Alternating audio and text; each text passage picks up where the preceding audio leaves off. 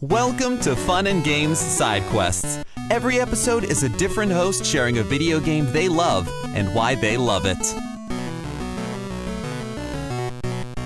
Hey everyone, this is Duke.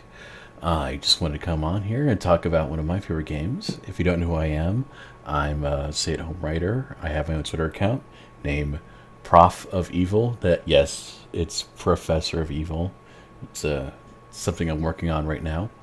Anyways, I wanted to go into one of my favorite games from one of my favorite video game franchises, and that is Saints Row. Now, the game itself is Saints Row 4. And to me, it's one of my favorite experiences playing. Yes, Saints Row 2 is, in fact, a masterpiece.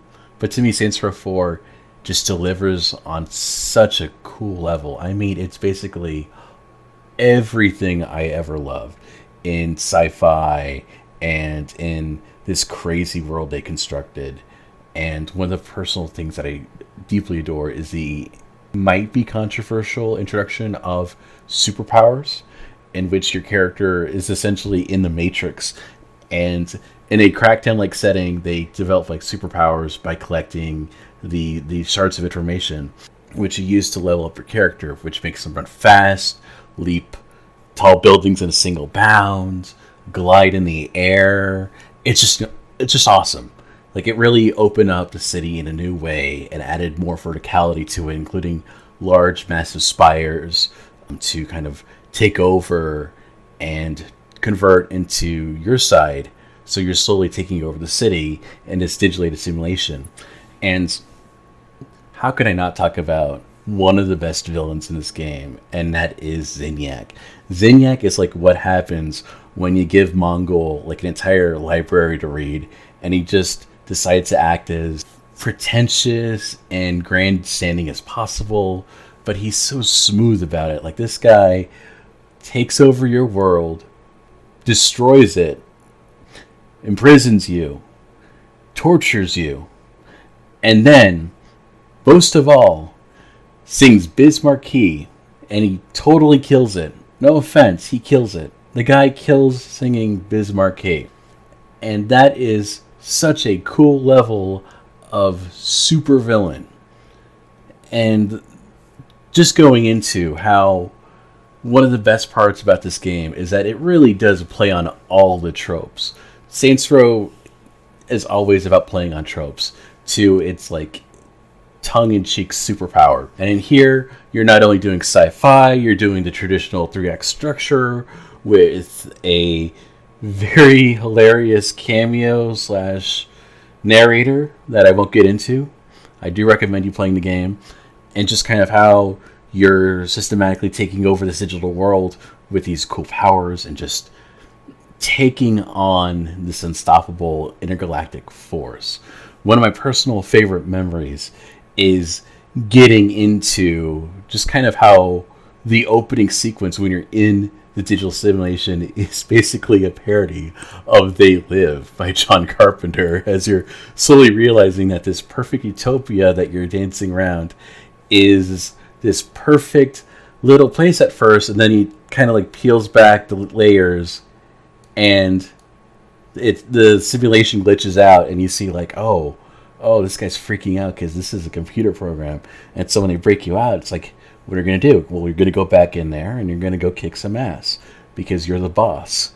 And you're going to set scores because that's what he does. He settles scores. And that's such a cool indicator of how funny and irreverent this game's, sense of humor is. But also at the same time, just kind of going into the main story about how you're going to liberate and take the Zinyak, who has basically an entire intergalactic gang.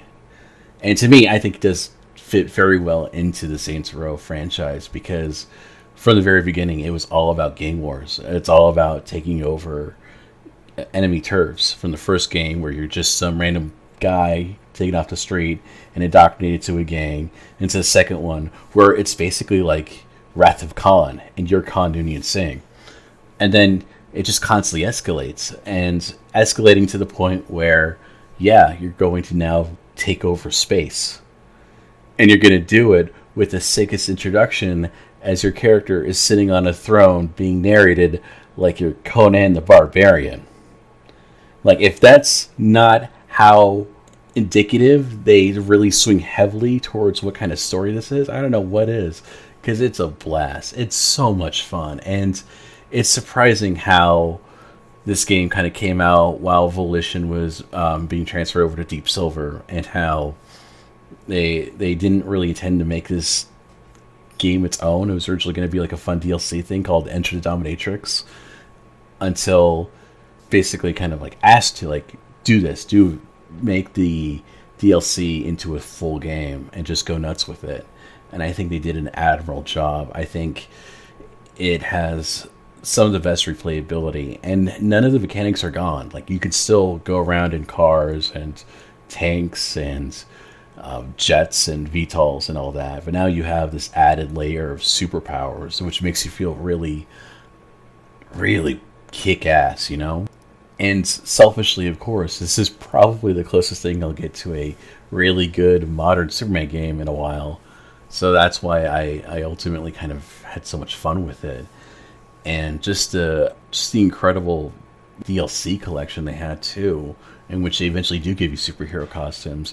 And so personally, putting on one of the superhero costumes with a cape, with red and blue coloring, makes me feel like, hey, I'm Superman. And that's pretty awesome to me. And so I do think if you're interested in it, if you like the Saints Row series, I say give it a shot if you haven't already. If you haven't played a Saints Row game, I think it's pretty kind of easy to jump into. But regardless, I would recommend going into it. I would recommend jumping into it and playing it, because it's a lot of fun. It's very straightforward. And in the opening sequence, you're basically going after a terrorist dude, and he shoots a nuclear warhead into the sky, and you're clinging onto it, as Don't Want to Miss a Thing plays by Aerosmith. And that is the cheesiest thing that made me happy, because it's so weird and so cool. And that's what the game franchise is in a nutshell. It's wild, it's crazy, it's self-referential, but it's made with a lot of love. And I hope you dig it. I sure do. So anyways, that's my little trip down memory lane. I hope you guys have a wonderful day, and always remember, happy gaming.